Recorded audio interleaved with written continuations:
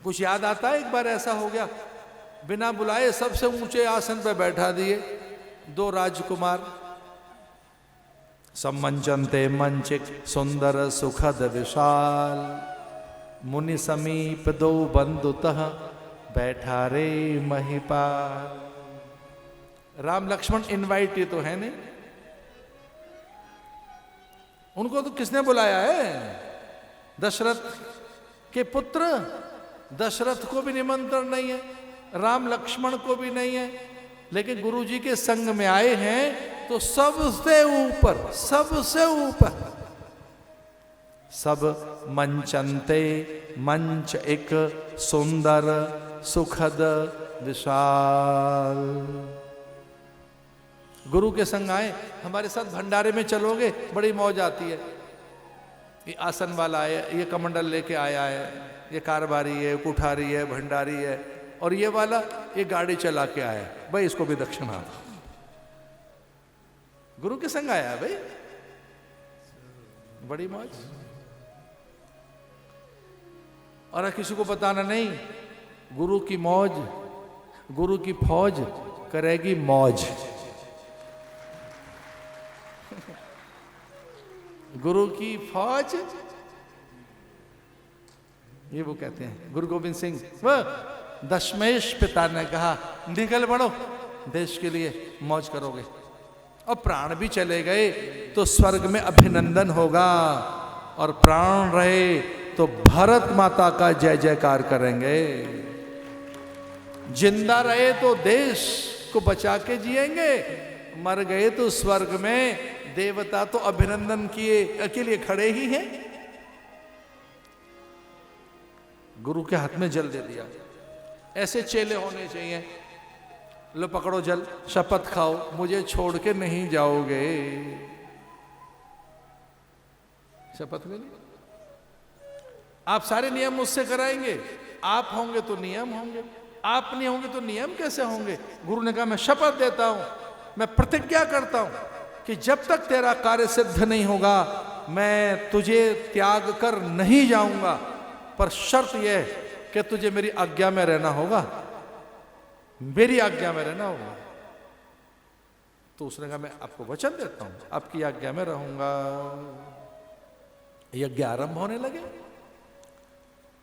आप कल्पना कर सकते हैं, वो कहते एक कण नहीं बहाएगा जल का, काम नहीं जगेगा, लोभ नहीं जगेगा, प्रतिकार नहीं करेगा, प्रतिशोध नहीं करेगा, दोपहर में क्या भोजन करना, रात को कब जगना, कैसे शाकल्य चुरु ऋतविज होता, मंत्र, ये सब विधान पूरा। और उसने ऐसे यज्ञ करता गया, यज्ञ करता गया। 100 यज्ञ करने थे, उसने 99 यज्ञ कर लिए। लो ये 100वां भी अब पूरा होने वाला है। और वो सोते रहे देवता, देवता सोते रहे। ज्यादा मिल जाए तो फिर कमाने का मन नहीं होता। हर दिन दुकान पे जाओ, हर दिन खेत खलियान में जाओ, हर दिन अपना काम करो, हर दिन अति भोर में मैं प्रतिदिन समय पर शैया त्याग कर निकलता हूं। आराम करने का तो मेरा भी मन होता है, लेकिन चूंकि व्रत ले रखा है कि समय पे जगना है, और जो समय के साथ चलता है समय उसको उसका साथ देता है, जो समय के साथ नहीं चलता समय उसको पीछे छोड़ देता है। कब का ऐसे समय को पहचानो। निश्रीक, निस्तेज, वायु में तेज नहीं रहा। इंद्र निढाल हो गए, यम वरुण कुबेर रोने लगी अप्सराएं, गंधर्व बालाएं, सुर बालाएं यम की घिग्गी बंध गई। यम कहता है मैं किसी काम का नहीं रहूंगा, मुझे वो चाकर बना लेगा। नक्षत्र और नवग्रह भयभीत हैं कि हम एक निशाचर के अनुगत हो जाएंगे। जो धर्म नहीं जानता वो पता नहीं कैसे हम पर शासन करेगा। प्राणों की रक्षा कीजिए, हमारे अस्तित्व की।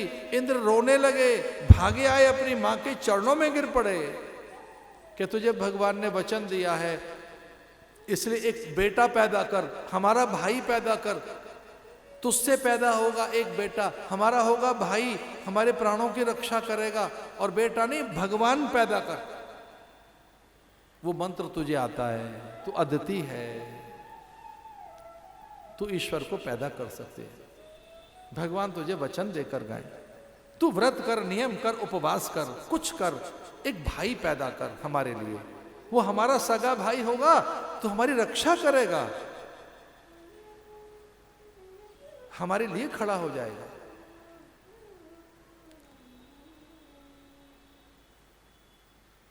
फाल्गुन मासे श्यामल पक्षे द्वासाम पयोव्रत भक्त्या परमयान्वितः। फाल्गुन मास में श्यामल पक्ष में पयोव्रत किया माने। ओम नमो भगवते महापुरुषाय महाविभूतिपतये नमः स्वाहा। ओम नमो भगवते महापुरुषाय महाविभूतिपतये नमः स्वाहा। ऐसे कुछ और मंत्रों के साथ वो बुलाने लगी नारायण को, और इस प्रकार से एक पयोव्रत कर, पुत्रेष्टि यज्ञ कर, पुत्र की कामना से परमात्मा को बुलाने लगी कि वो सामर्थ्य आपने मुझे दी है। भगवान ने वचन दिया था, जब बुलाएगी तेरा पुत्र बनकर आऊंगा। प्रश्न गर्भ बनकर आए, उपेंद्र बनकर आए। एक बार और अजमाने बैठ गई, क्या सचमुच में फिर भी आओगे? तो भगवान ने कहा आऊंगा, द्वापर में आ जाऊंगा, जब तू देवकी होगी कृष्ण बनकर आ जाऊंगा, आ जाऊंगा। अजमाने लगी तो आ तो गई। भगवान ने अब नहीं अजमाना मुझे, अब रहने दे, अब ज्यादा मंत्र का प्रयोग मत कर।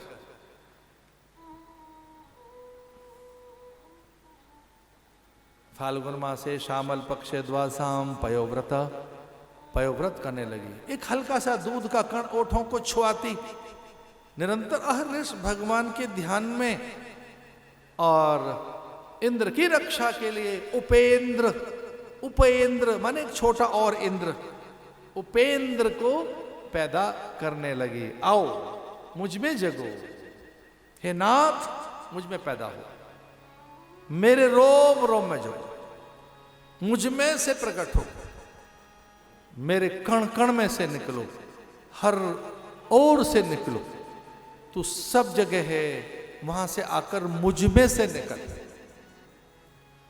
बड़ी सुंदर से पंक्तियां हैं। आओ भगवान को प्रकट करते हैं, मेरे साथ मिलकर बोलो।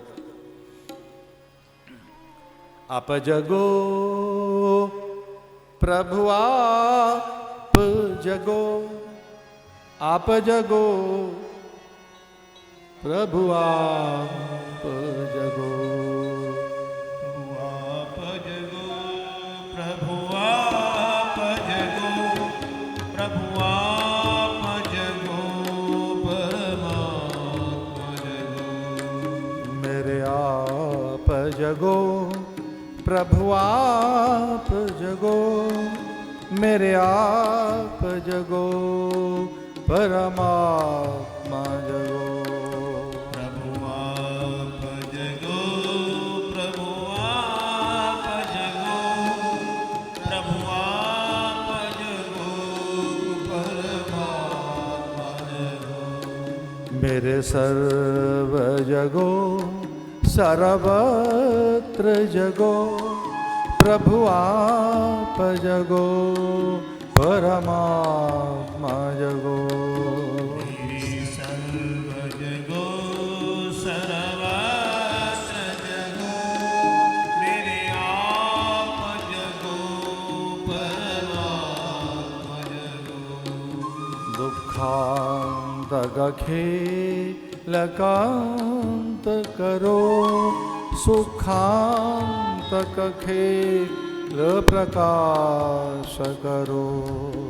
दुख अंत खेल कांत करो, सुख अंत खेल प्रकाश करो। मेरे आप जगो परमात्मा जगो।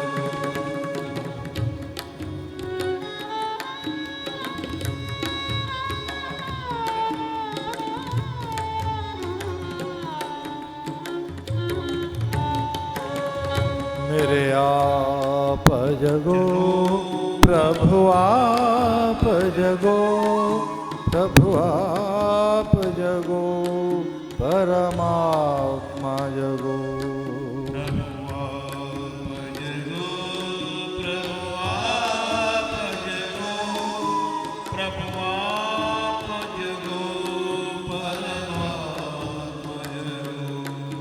मेरे आप जगो परमात्मा जगो, मेरे आप जगो परमात्मा जगो। जो भीतर ही बैठा है उसका जागरण संभव है। वो विद्याएं हैं भारत के पास कि सुपारी में गणेश का आह्वान करके उसकी सत्ता को वहां जागृत किया जा सकता है। मैंने तो बहुत से देश भ्रमण कर लिए। एक बार एक सुंदर से देश में जाकर वहां की प्रतिमाओं को देखकर मन हुआ कितनी सुंदर प्रतिमाएं, पत्थर से प्रतिमाएं बनी। वहां के कौशल को देखकर हतप्रभ था।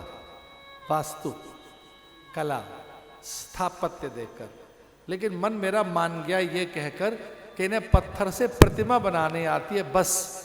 पर पत्थर से प्रतिमा और परमात्मा का आराधन भारत को आता है।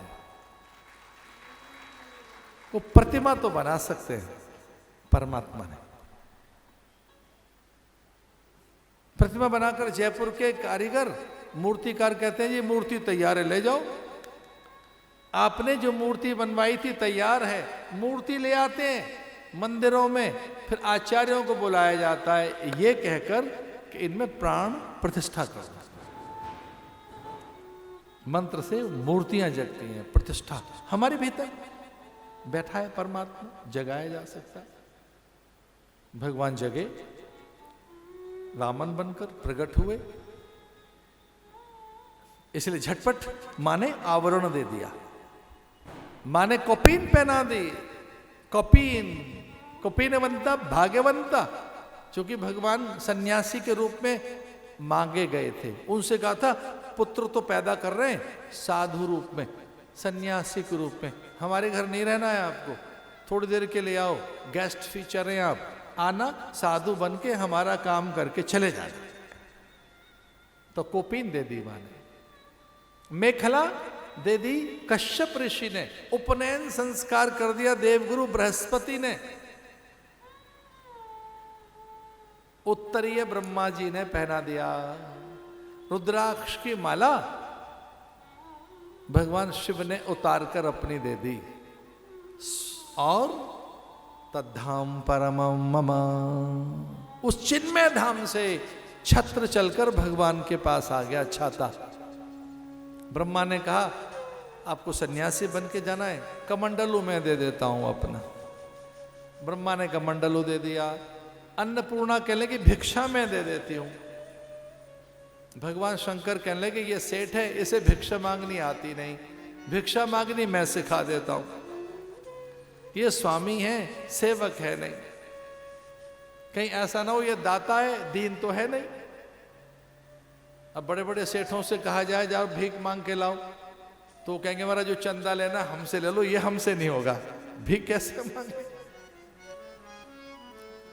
शंकर भगवान ने कहा जाइए उसके सकल पुण्य लेकर चले आओ, नहीं तो पूर्णाहुति के बाद पूरी धरती का, अंबर का, स्वर्ग का शासक बन जाएगा, प्राणों पर अधिकार उसका होगा, पवन और जल पर। वो ठीक नहीं। तो क्या करें भिक्षा मांगने के समय? भगवान शंकर ने कहा जिससे भिक्षा मांगी जाती है उसके पुण्यों की सराहना और थोड़ा उसे बड़ा बताया जाता है, खुद को दीन, अपने को छोटा करके जाना, अपना वैभव, अनंतता, प्रकाश, महत्ता, भगवत्ता छुपा के जाना, पता ना लगे आप भगवान है। भगवान चल पड़े। ये दो पंक्तियां गुनगुनाते मिलकर गाएंगे, आपको अच्छा लगेगा।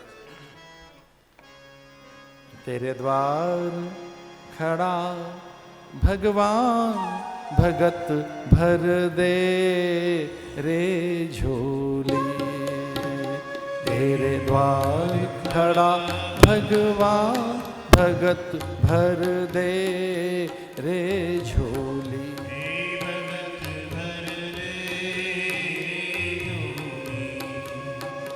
तेरा होगा बड़ा एहसान कि युग युग तेरी रहे ईशा, भगत भर दे जो, हे भगत भर दे जो।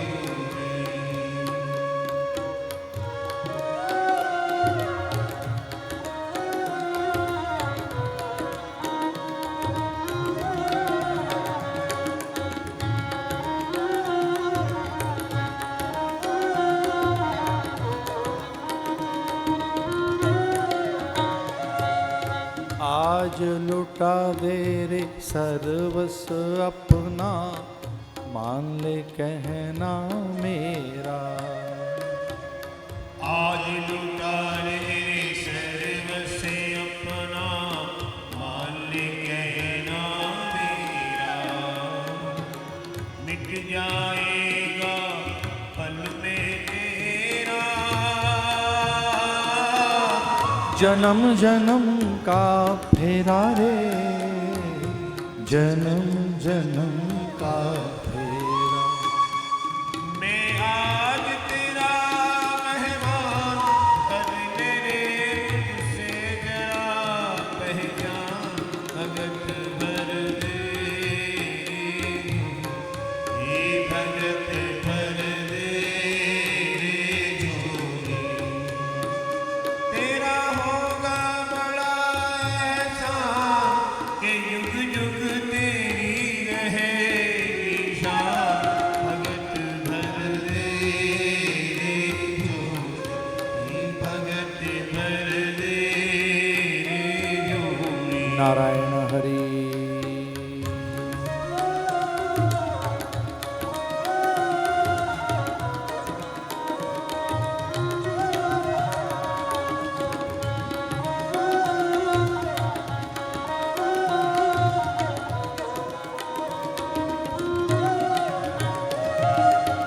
डोल उठी सारी धरती देख रे, डोला गगन है सारा।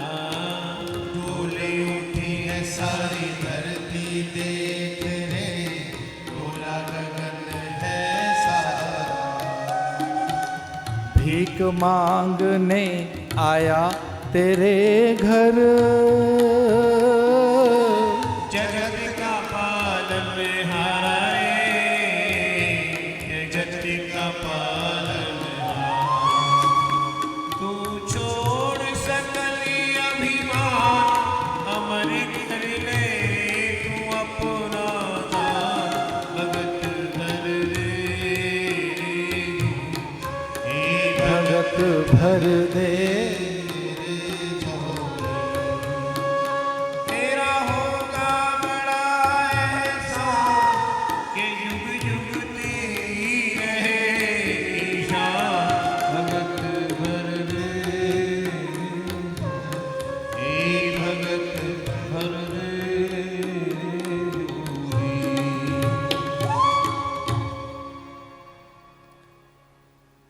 यज्ञ में ऐसी सामर्थ्य है कि भगवान द्वार पर है। यज्ञ वह विष्णु, यज्ञ साक्षात विष्णु ही है।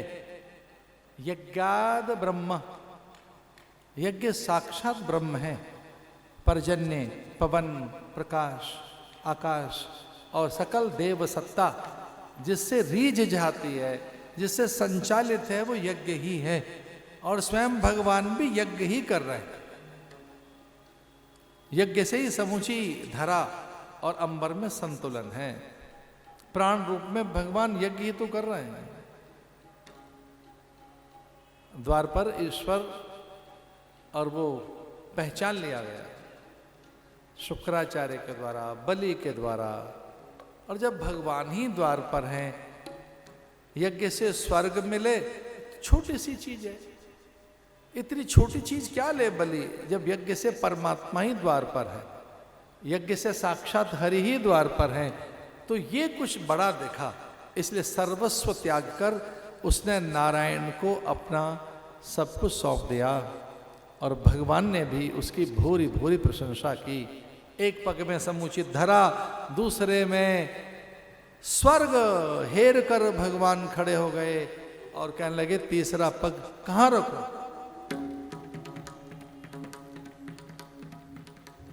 बलि कहने लगा तीसरा पग मेरे दातापन के अभिमान पर, अहंकार पर रख दीजिए। मैंने जो आपको दान दिया है उसका जो मुझे अभिमान है, कर्तापन का अभिमान। ये न बद्धो बलि राजा दानवेंद्रो महाबला तेन त्वा प्रतिबदनामी रक्षे मां चल। ऐसा कहकर भगवान ने उसे पाताल लोक भेजा और ये पुण्य लेकर चले आए और समूचे स्वर्ग और धरा को मुक्त करके अपने ही भाई इंद्र को फिर से सौंप दी धरती कि ये तुझे मैं देता हूं। कथा तो बड़ी लंबी थी, लेकिन हमें लगा कि आपने बहुत बार सुनी है तो प्रतीकात्मक सुना दे। प्रतीकात्मक कुछ प्रसंग ऐसे हैं जिन्हें प्रणाम कर रहे हैं, कुछ प्रसंगों को प्रतीकात्मक सुना रहे हैं और कुछ प्रसंग ऐसे हैं जिनकी व्याख्या भी हो रही है। अब प्रसाद में तुलसी का छोटा पत्ता या बड़ा पत्ता बराबर है ना भाई, बेल पत्ता बड़ा है छोटा है बराबर है। गंगा का एक भी कण उतना ही है जितनी बड़ी गंगा है, सूरज की एक किरण भी उतनी है जितना सूर्य है। तो भगवान की ये कथा प्रसादात्मक है। इस बार की कथा प्रसाद है कि प्रसाद का तो एक भी कण बहुत है, प्रसाद तो इतना भी पर्याप्त है और इसका तो कोई अंत है नहीं। प्रसाद में मात्रा नहीं होती, प्रसाद में उसका आकार नहीं होता और प्रसाद को सीमित नहीं किया जा सकता, क्योंकि जैसे भगवान अनंत हैं वैसे ही प्रसाद भी अनंत ही है।